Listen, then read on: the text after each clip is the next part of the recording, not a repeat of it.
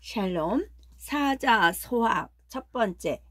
부생아신 모국오신. 아버지는 내 몸을 낳게 하시고 어머니는 내 몸을 기르셨다. 이 세상에는 아버지 어머니 없이 태어난 사람은 아무도 없을 것이다. 나라는 한 인간이 이 세상에 처음 태어난 것은 아버지와 어머니 두 사람에 의해서 태어났다. 즉 아버지는 내가 이 세상에 태어나게 직접적인 원인을 제공해 주신 분이고, 어머니는 아버지의 피를 받아 나를 낳아 젖을 먹이며 키워주신 분이다. 아버지는 내 몸을 낳게 하시고 어머니는 내 몸을 가르치셨다 한 것은, 어머니는 내 몸을 기르셨다고 한 것은 부모 두 분을 따로 갈라놓기 어렵다는 뜻이 숨겨져 있다. 이의 온아 이식활아, 이의 온아 이식활아. 옷을 입혀 나를 따뜻하게 해주시고 음식을 먹여 나를 키우셨다. 이 글에서는 부모님이 나를 낳아서 어떻게 키우셨나를 구체적으로 나타내고 있다. 즉 옷을 입혀 따뜻하게 해주시고 음식을 먹여 나를 이만큼 키우셨다고 했다. 부모님이 나를 키우시는데 힘든 일이 헤아릴 수 없이 많지만 가장 크고 가장 대표적인 일이 잘 먹이고 따뜻이 입힌 일이 아니겠는가. 은고여천 덕후사지. 은고여천 덕후사지. 은혜가 높기는 하늘과 같고 덕이 두텁기는 땅과 같다. 부모님의 은혜와 사랑을 어디에 견줄 수 있을까? 너무 크기 때문에 하늘과 땅밖에는 견줄 바가 없다. 그러므로 부모님이 나를 낳고 기르신 은혜는 한없이 높은 하늘과 같다. 또 부모님의 덕이 두텁기는 땅과 같다고 할 수 있다. 그런데 요즘 젊은이나 어린이 중에는 아버지 어머니 하늘 같고 땅 같은 은혜를 모르고 도리어 왜 우리 집은 부자가 못 되었어요? 왜 나를 이렇게 키가 작게 낳았어요? 하고 원망하는 어리석은 사람들이 많으니 참으로 한심스러운 노릇이다. 덕후사지. 이상한 오이씨. 옛날에 한색씨가 결혼 첫날 밤에 그만 신랑 앞에서 방귀를 뽕 하고 끼었대요. 신랑은 신부의 조심성 없는 행실에 정남이가 떨어져 색시를 버리고 그냥 집으로 돌아왔대요. 그런데 이 색시는 10달 후에 그 신랑의 아들을 하나 낳았어요. 이 아이는 아무 탈 없이 무럭무럭 자라서 어느덧 서당에 다니며 글을 배우는데 다른 아이들이 너는 왜 아버지가 없니? 아비 없는 후레자식, 아비 없는 후레자식 하고 놀리지 않겠어요? 아이는 울면서 집에 돌아와 어머니한테 물어봤어요. 어머니, 난 아버지가 안 계시나요? 그렇단다. 너는 아버지가 안 계셔. 어머니는 한숨을 쉬면서 대답했어요. 어째서 아버지가 안 계시나요? 날아다니는 새도 아비가 있고 소도 개도 아비가 있다는데 왜 나만 아버지가 안 계신가요? 어서 말해주세요. 무슨 까닭이 있지요? 아이는 울면서 말했어요. 어머니는 하도 아들이 졸라대는데 안타까워 말문을 열었어요. 너라고 왜 아버지가 안 계시겠니? 너도 훌륭한 아버지가 계시단다. 네? 그게 정말이에요? 그럼 우리 아버지는 어디 계세요? 너희 아버지는 아주 먼 곳에 계셔. 그런데 어째서 아버지는 한 번도 안 오세요? 아들은 울먹이면서 자꾸 캐물었어요. 그건 그럴 만한 일이 있어서 안 오시는 거란다. 무슨 일이에요, 어머니? 말씀해 주세요. 아들은 어머니의 손을 잡고 졸라댔어요. 어머니는 아들의 성화에 못 이겨 마침내 무거운 입을 열었어요. 실은 내가 시집 오던 전날 밤에 실수를 하여 그만 방귀를 한번 낀 것이 너희 아버지 비유를 거스리고 말았단다. 그 일로 네 아버지는 나를 버리고 가신 후 영영 다시 돌아오시지 않는 거란다. 그러면서 어머니는 아들의 손을 잡고 울었어요. 아버지는 지금 어디 계시나요? 이웃 고을의 원님으로 계시단다. 어머니의 말씀을 들은 소녀는 그날부터 서당에도 가지 않고 미루나무를 베어다가 오이시 모양으로 정성껏 깎았어요. 어머니는 궁금해서 아들에게 물어봤어요. 얘야, 그게 뭐니? 이걸 가지고 아버지를 찾아가려고요. 이윽고 소녀는 원님의 집 앞으로 갔어요. 그리고는 대문 밖에서 큰 소리로 외쳤어요. 아침에 심어서 저녁 때 따먹는 오이시 사시오. 아침에 심으면 저녁 때 따먹을 수 있는 오이시오. 무엇이라? 아침에 심어서 저녁에 따먹는 오이라고. 원님은 귀가 번쩍 뛰었습니다. 여봐라, 그 이상한 오이시 장수를 불러들여라. 원님은 당장 소년을 불러들였어요. 정말로 아침에 심어서 저녁 때 따먹을 수 있는 오이시렸다. 아이, 그럼요. 어느 앞이라고 거짓말을 하겠습니까? 소년은 당당한 모습으로 오이시 자루를 원님 앞에 내려놓았어요. 내가 이 오이시를 몽땅 사겠다. 그 대신 네 말대로 오이시를 아침에 심어서 저녁 때 따먹지 못하면 너는 죽을 각오를 해야 한다. 알겠느냐? 원님은 큰 소리로 다짐을 받았어요. 예, 그렇습니다. 그런데 한 가지 부탁이 있습니다. 부탁이라니? 소녀는 능청스럽게 말했어요. 이 오이씨는 아주 특별한 씨앗이라 보통 사람이 심어서는 안 됩니다, 사또. 그럼 어떤 사람이 심어야 하느냐? 세상에 태어나서 방귀를 한 번도 뀌지 않은 사람이 심어야 합니다. 그러자 원님은 벌컥 성을 냈어요. 애낀 놈, 세상에 방귀를 한 번도 안 뀌어본 사람이 어디 있느냐? 그러한 줄 아시면서 원님께서는 어찌하여 새색시가 전날 밤에 방귀를 한 번 뀌었다고 소박하셨습니까?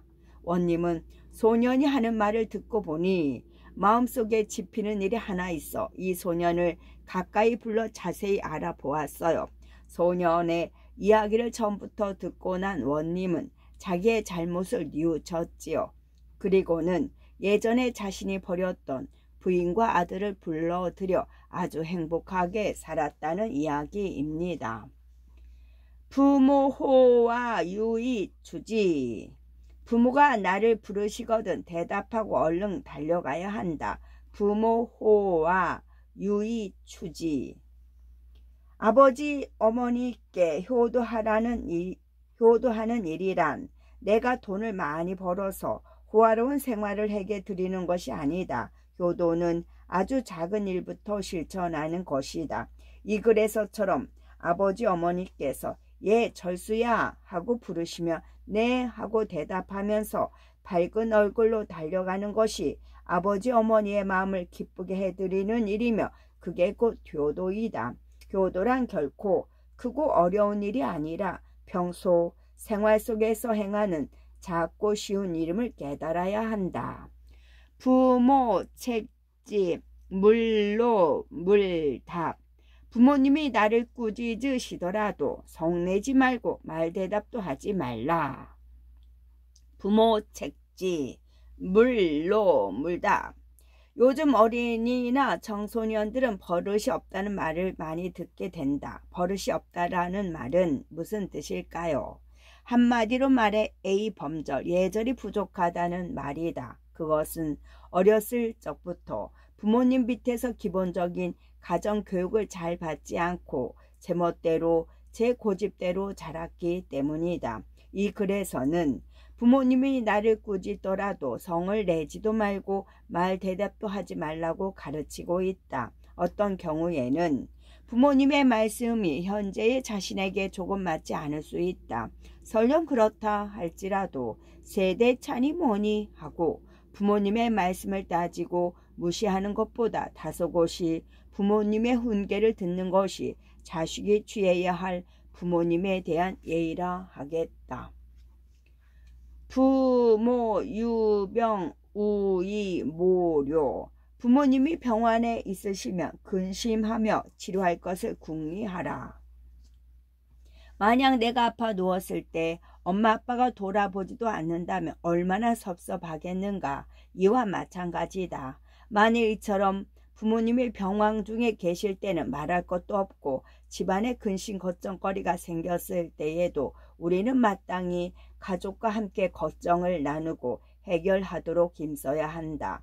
부모님이 병환으로 누워 계시면 무엇보다 조용히 하고 환자를 자주 들여다보고 조금이라도 불편을 덜어드리도록 애쓰고 마음과 행동을 공손히 하는 것이 자식된 사람의 도리이다.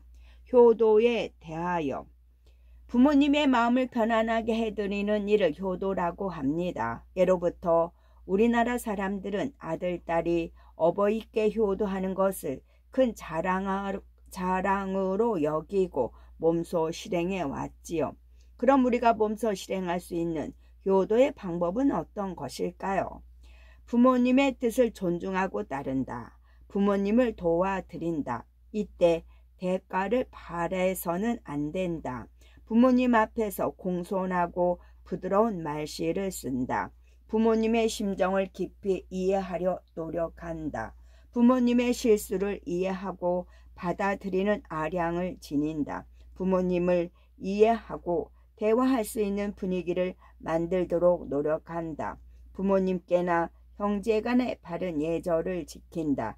형과 아우가 서로 이해하고 돕는 미덕을 기른다. 언제나 맡은 일을 성실히 하도록 노력하며 근면성과 성실성을 부모님께 보여드린다.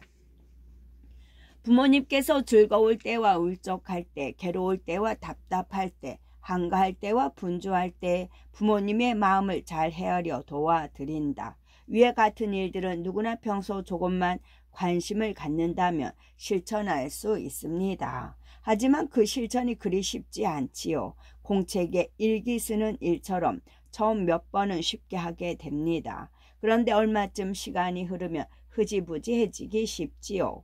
부모님의 마음을 기쁘게 해드리는 작은 효도, 그것은 오직 꾸준한 실천이 중요합니다. 그 실천이 몸에 배면 좋은 습관이 될 것입니다.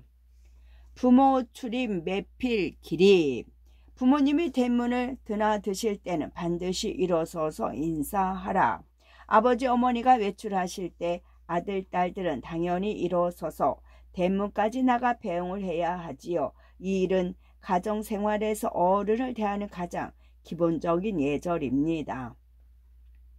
아버지 어머니가 외출하시는데 아들 딸이 각기 자기 방에 들어앉아 모르는 채 하거나 입으로만 다녀오세요 하고 건성으로 인사하는 것은 버릇없는 행동이다. 부모님이 외출하고 돌아오실 때도 마찬가지다. 자기 방에서 숙제를 하다가도 어른이 들어오시는 인기척이 있으면 달려나가 반갑게 인사하며 맞이하는 게 자식의 도리이다. 출필 고지, 반필 배알. 집을 나갈 때는 반드시 고하고 돌아와서는 반드시 찾아 배워야 한다. 아버지 어머니는 물론이고 집안에 웃 어른이 계시면 볼 일이 있어 집을 나설 때 반드시 말씀드려야 한다. 엄마, 영순의 집에 잠깐 다녀올게요. 할머니, 1시간만 놀이터에서 놀고 올게요. 하고 나가는 장소를 말씀드리는 게 예의이다.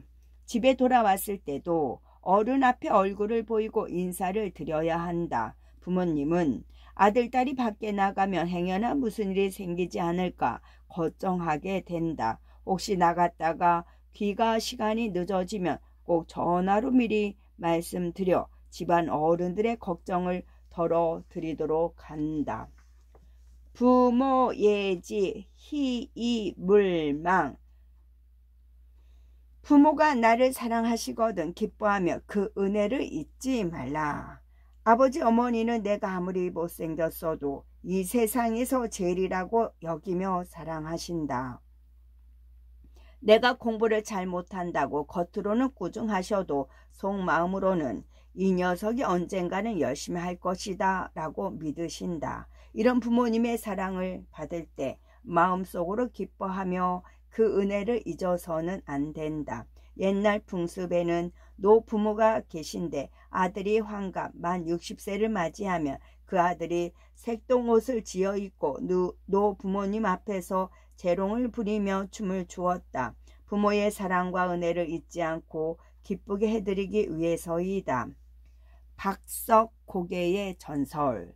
박석고개의 전설. 서울의 서쪽 구파발이란 마을 남동쪽에 있는 고개 이름이 박석고개입니다. 옛날 아주 옛날에 이 고개 근처 조그마한 마을에 박시성을 가진 젊은 선비가 앞을 못 보는 늙은 어머니를 모시고 살았다고 합니다. 아버님을 일찍 여인 이 젊은이는 홀로 계신 어머니를 봉양하느라고 장가도 못 들고 닥하게 살아가고 있었지요. 보통 젊은이 같으면 늙은 장님 어머니를 모시고 홀로 살아가는 고통스러움의 신세 타령이라도 할 텐데 이 젊은이는 조금도 그런 빛을 보이지 않고 밭 한 떼기 없는 가난 속에서도 앞 못 보는 어머니에 대한 효심은 하늘이 감동할 만큼 지극하였지요. 산에서 나무를 해다 팔아서 양식을 마련해 오고 물가에 나가 고기를 낚아 어머니께 따뜻한 진지를 지어 올리는 것이 젊은이에게는 하루도 걸을 수 없는 일과요 낙이었습니다. 이런 환경 속에서 살아가는 이 선비에게 시집오는 여자는 아무도 없었습니다. 얘야, 어떻게 장가라도 들어야 할 텐데. 앞 못 보는 어머니가 안타까워하면 어머니 별 걱정을 다 하세요. 저는 아무렇지도 않아요. 어머니만 건강하시면 더 바랄 게 없어요. 하고 젊은이는 도리어 어머니를 위로해 드렸지요. 에이구, 이 늙은 것이 얼른 죽어야 할 텐데. 어머니 왜 그런 말씀을 하세요? 제가 해드리는 진지가 입에 맞지 않으신가요? 아, 아니다. 이 늙은 것이 너무너무 고생시키는 것 같아서, 이 늙은이가 너를 너무 고생시키는 것 같아서 그러는 게야. 이렇게 주고받는 늙은 어머니와 아들의 대화 속에는 사랑과 효심이 가득 차 있었죠. 이 젊은 효자의 소문은 나라 임금님의 귀에까지 들어갔습니다. 오호, 장한 일이로다. 이 서울 근처에 그런 착한 효자가 있다고 내가 직접 젊은이를 한번 만나보도록 하리라. 하고 임금님은 아무도 눈치채지 못하도록 평미복으로 갈아입고 그 젊은이의 집을 찾아갔습니다. 이리 오너라. 밖에 뉘신지요? 이대 아드님을 좀 만나려고 찾아왔습니다. 우리 아들이 이 눈먼 어미 저녁 반찬 한다고 냇물에 고기를 낚으러 갔지 뭡니까? 어디서 오셨는지 여기 섬돌이라도 좀 걸터 앉으시지요. 아닙니다. 강가로 나가 보겠습니다. 임금님은 젊은이가 고기를 낚고 있는 강으로 발길을 옮겼습니다. 해점은 강가에서 젊은이는 혼자 낚시를 들이고 고기가 낚이기를 애타게 기다리고 있었지요. 젊은이, 고기가 많이 낚이시오. 웬걸요? 오늘은 역 고기가 낚이지 않습니다. 하운데 손님은 누구신지요? 지나는 길손인데 나도 고기 낚기를 좋아해서 구경 좀 하려고요. 그런데 젊은이는 이렇게 해가 저물었는데 무슨 낚시를? 예, 어머님께서 워낙 물고기를 좋아하시기에 한 마리 구워 드리려고요. 오호, 그 참 효자로구먼. 부끄럽습니다. 아들 노릇도 제대로 못하는걸요. 이렇게 이야기를 주고받는 사이 겨우 잉어 한 마리가 낚였습니다. 젊은이는 바삐 낚시를 걷어 가지고 집으로 향하였지요. 어머니께서 몹시 기다리실 것 같아서 먼저 가겠습니다. 여보시오, 젊은이. 날도 어둡고 하니 젊은이 집에서 하룻밤 신세를 질 수 없겠소?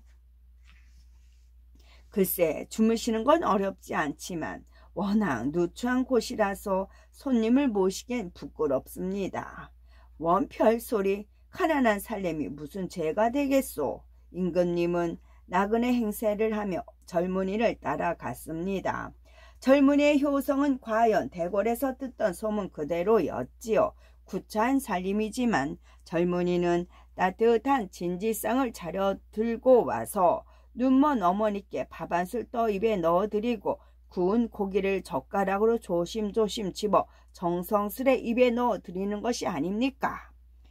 행여 작은 가시라도 섞일까봐 살을 발라내고 다시 밥 한 술에 고기 한 점 놓아 어머니께 먹여드리는 아름다운 정성에 임금님은 눈시울이 뜨거울 정도로 감동하였습니다. 아, 전하의 복이 드문 이 효자에게 내가 큰 상을 내리리라. 임금님은 남생 처음으로 이 가난한 젊은이 집에서 부성기 같은 총각김치에 잡곡밥 한 그릇 대접을 받아도 여느 정승집에서 진수성찬을 대접받은 것보다 갑절도 맛있고 따뜻한 정을 느꼈습니다. 그리고 젊은이가 여태 장가를 못든 까닭도 짐작하였지요. 나야 지나가는 나그네요만 젊은이의 소원이나 물어봅시다. 저야 그저 총각 신세나 면하고 앞 못 보는 답답한 저희 어머니 여생을 평안히 모시는 것이 소원입지요. 농사지을 밭이라도 한 떼기 있으면 양식 걱정을 덜겠고요. 그렇겠군. 내 대궐 근처에 사는데 젊은이의 딱한 사정을 글얼로 적어 상감께 한번 올려볼까요? 아, 아니 됩니다. 어디 조선 팔도에 가난한 사람이 저 하나뿐인가요? 말씀만 들어도 고맙습니다. 참으로 착한 젊은이로군. 날이 새자 임금님은 바쁜 걸음으로 다시 대궐로 돌아왔습니다. 그리고 당장 신하를 불러 간밤에 손수 만나본 그 효자를 대궐로 데려오도록 분부하였지요. 젊은이는 아무 영문도 모르고 대궐로 불려 들어와 임금님 앞에 엎드렸습니다. 젊은이는 고개를 들라. 젊은이가 조심스레 고개를 들고 바라보니 대체 이게 어찌 된 일입니까? 용상에 앉아 계신 임금님은 바로 어젯밤에 자기 집에서 묵었던 나그네였어요. 상감마마, 죽을 죄를 졌사옵나이다. 죽을 죄라니? 짐이 간밤에 큰 신세를 졌느니라. 너는 우리나라의 실로 자랑할 만한 효자로구나. 이제 네가 살고 있는 그 마을 뒷산 너에게 상으로 하사할 것이니 밭을 일구어 열심히 농사를 짓고 불편하신 노무의 여생을 편안히 모시도록 하라. 이리하여 박씨의 젊은이는 마을 뒷산을 효자상으로 받았는데 그 산이 돌이 많아 박씨의 돌 많은 고개라는 뜻으로 박석 고개란 이름이 붙였다고 합니다. 참으로 아름다운 전설의 고개입지요. 행물만보 좌물 이신. 걸음은 거만하게 걷지 말고 앉을 때는 몸을 기대지 말라. 이거는 일상생활 가운데에서 우리가 지켜야 할 올바른 몸가짐에 대한 예절을 가르치고 있는 대목이지요. 아무렇게나 걸어다니면 어때 하고 생각할지 모르지만 몸가짐은 그 사람의 됨됨이를 나타내기도 하므로 주의해야 합니다. 걸음걸이는 가슴을 펴고 꼿꼿이 걷되 거만하게 걸으면 안 되고 남에게 불편감을 주기 때문인 거지요.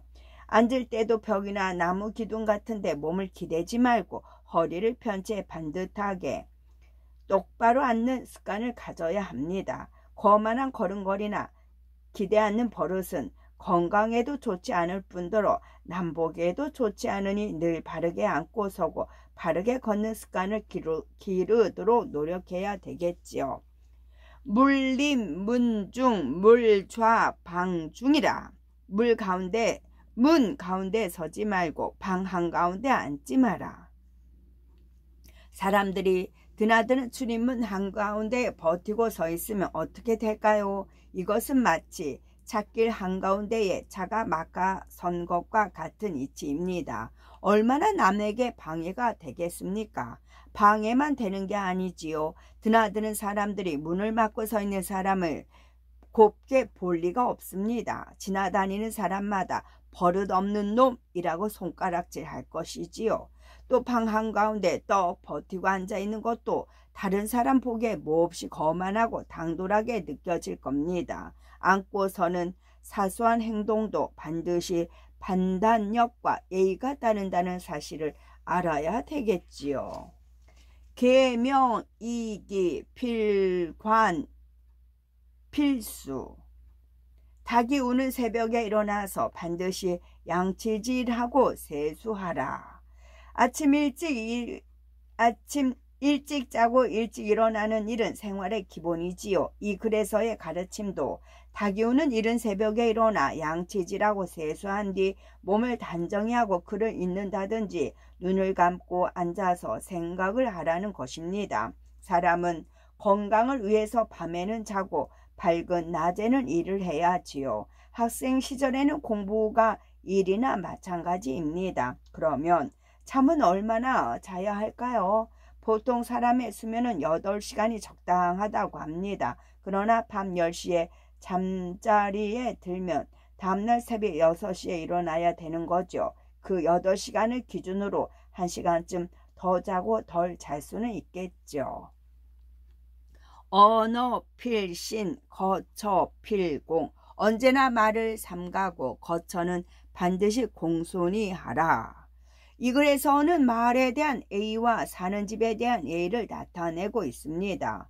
태평어람이라는 책의 인사편에서는 병은 입을 쫓아 들어오고 화는 입을 쫓아 나온다라는 말이 있습니다. 사람이 평소 입으로 내뱉는 말이 얼마나 무서운가를 알아야 하는 거지요. 속담에도 말 조심을 나타내는 말이 얼마나 많습니까? 발 없는 말이 천리 간다. 낱말은 새가 듣고 반말은 쥐가 듣는다. 말 한마디로 정량빛을 갚는다. 편안히 잠자고 생활하는 내 집, 내 방은 언제나 깨끗이 정리정돈하고 웃 어른을 공경하듯이 되어야 하는 것입니다. 시습 문자 자획 해정. 처음 문자를 익히기 시작할 때는 자획을 바르고 똑똑하게 하라. 무엇이든 처음이 가장 중요하지요. 천리길도 한 걸음부터 라는 말이 있듯이 글자를 처음 익힌다는 것은 사람이 한평생 살아가는데 가장 중요한 지식의 출발이라 할 수가 있겠죠. 그러므로 글자를 익혔을 때 한 획 한 획 필순에 따라 바르고 정확하게 쓰는 버릇을 익혀야 합니다. 글씨를 한자 한자 바르고 깨끗이 쓰는 사람은 생각도 행동도 바르고 분명하다는 것을 짐작할 수가 있게 하는 것이요. 부모 지연 불가부지. 부모의 나이는 알지 않을 수 없다. 나와 가족 중에 나와 가장 가까운 사람, 가장 중요한 사람은 부모님이시지요. 부모님이 나의 모든 것을 알고 있듯이 나도 아버지, 어머니에 대한 일은 소상히 알고 있어야 합니다. 부모님의 연세나 생일은 물론이요. 좋아하는 음식, 취미, 성격, 건강 상태 등 모든 것을 잘 알고 있어야죠. 부모님은 내 곁에 영원히 계시지 않습니다. 내가 커가는 대신 부모님은 상대적으로 늙어 가시는 것이지요. 음식, 수학, 여지, 필시. 비록 음식이 거칠더라도 주시면 반드시 먹어야 합니다. 우리가 먹는 음식은 그 종류가 수백 가지이지요. 그런데 어머니가 만들어 주시는 음식이 대체로 가족의 입맛에 맞지만 어쩌다 입맛에 맞지 않는 음식이 있을 수 있겠지요. 하지만 그 음식에 대하여 타박을 하면 안 됩니다. 음식을 만든 사람의 마음을 헤아려야지요. 특히 여러 사람이 함께 식사할 때는 식사 예절을 잘 지켜야 합니다. 서로 즐거운 분위기를 만들면서 음식을 맛있게 먹는 태도가 중요하지요. 예로부터 음식을 맛있게 먹는 사람이 복을 받는다 하였습니다. 의복, 수악, 여지, 필차. 비록 의복이 나쁘더라도 주시거든 반드시 입어야 한다.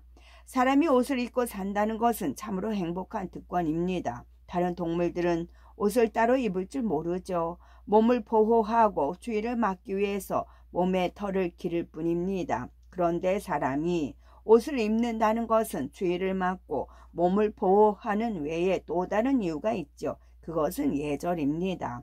화려하지 않더라도 남의 앞에 몸의 단정한 모습을 보이기 위함이지요. 그러므로 옷은 검소해야 하며 깨끗하고 단정하게 입도록 노력해야 되겠고 부모님이 주신 옷은 더욱 고맙게 생각하며 입어야 되겠습니다. 부모와 명 부수정지라. 부모와 명 부수정지. 부모님이 누워서 명하시면 머리를 숙이고 들어야 한다. 부모의 은혜는 하늘보다 높고 땅보다 두텁다고 말하지요. 또 부모님의 명령은 하늘의 명과 같다고 합니다. 그러므로 부모님이 누워서 명하더라도 아들, 딸은 고개를 숙이고 공손히 그 말씀을 받아들여야지요. 아버지, 어머니의 말씀이 젊은이나 어린이 생각에 맞지 않는다 하더라도 정면에서 아버지 말은 틀렸어요 하고 반박해서는 안 됩니다. 끝까지 공손히 들은 후에 꼭 그 자리가 아니더라도 아버지, 제 생각을 말씀드리고 싶어요 하고 허락을 받은 후에 의견을 말씀드리는 게 부모님을 대하는 예의랍니다. 사병과 어머니의 사진, 사병과 어머니의 사진. 태양이 있는 곳은 언제나 따뜻하고 어머니가 있는 곳에서 자식들은 늘 행복하다. 이 말은 러시아의 격언입니다. 이만큼 어머니의 존재는 모든 사람에게 위대한 것이지요. 제2차 세계대전 때 미국이 필리핀을 점령하려는 작전이 한창 진행되고 있을 때였습니다. 미국 군함들이 마닐라 앞바다에서 시가지를 향하여 한포 사격을 가하고 있는 중이었지요. 그런데 갑자기 사병 한 사람이 군함에서 바닷물로 뛰어들려고 하는 것이었습니다. 로버트, 어쩌려고 그래? 물러서, 위험해. 직속 상관이 권총을 뽑아들고 소리쳤습니다. 전시에는 상관 명령에 따르지 않을 때는 즉결 처분할 수도 있었지요. 그러나 그 사병은 상관의 말을 듣지 않고 그대로 깊은 바다로 뛰어들고 말았습니다. 사병은 어깨에 걸치고 있던 군복 저고리를 물에 떨어뜨렸기 때문에 그것을 건지러 뛰어들었던 것입니다. 저런 머저리 같은 녀석, 저 옷 하나 때문에 바다에 뛰어들다니. 로버트가 옷을 건져 들고 허우적거리자 군함에서 긴 밧줄을 던져 겨우 끌어올렸습니다. 사병은 마치 불에 빠진 생쥐 같았지요. 그러나 이 일은 그냥 넘어갈 수 없었습니다. 곧 군법 회의에 회부되고 말았지요. 자네는 왜 상관의 명령에 복종하지 않고 바닷물에 뛰어들었나? 법무관이 로버트에게 물었습니다. 그러자 그는 대답 대신 바닷물에서 건져올린 군복 저고리의 호주머니에서 낡고 젖은 사지 한 장을 꺼내어 법무관 앞에 내밀었습니다. 그것은 어머니의 사진이었지요. 신문하던 법무관은 물론 지켜보던 여러 군인의 가슴이 감동으로 뭉클해졌습니다. 장하다, 로버트 일병. 어머니 사진 한 장을 찾으려고 목숨을 걸고 바닷물에 뛰어들다니. 마침내 법무관은 이 사병의 죄를 용서해 주었습니다. 끝.